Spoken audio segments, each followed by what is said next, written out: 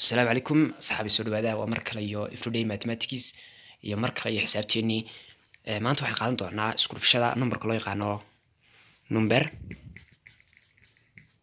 9ka isku dhufashadiisa qaadan doonaa number 9 waa number runtii mucjisa xisaabaad kale waxyaabo fara badan ka duwan yahay marka isku dhufashada la joogo isaga hab yar fudud baa laga shaqeeyaa oo tricks ah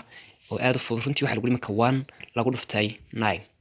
1 haddii 9 lagu dhufto waa maxay waa 9 Soomaade okay haddaba waxaad leedahay lambarkan hore aan ku dhufanay 9ka ayaan odhanaya maxaa ka yarta lambarkan marka hore 1 lambarka ka yar waa maxay waa 0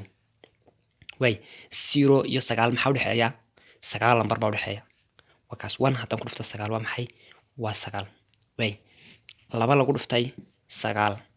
2 maxaa ka yar baa marka hore sidaan 1 ba maxaa ka yar lahaa marka hore 2 maxaa ka yar 1 baa ka yar way 1 iyo 9 maxaa u dhaxeeya 8 baa u dhaxeeya marka 2 haddaan ku dhufto 9 waa maxay waa 18 okay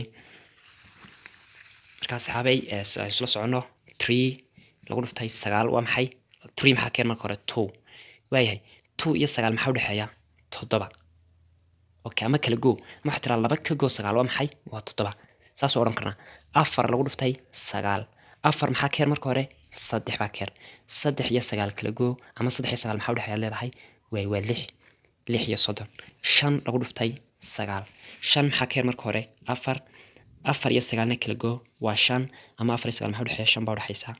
thank you marka saxaabi haddii aad fahanteen xisaabta fadlan share dheh like and subscribe si aad muuqaalada dambe ula socoto fadlan subscribe noo saar thank you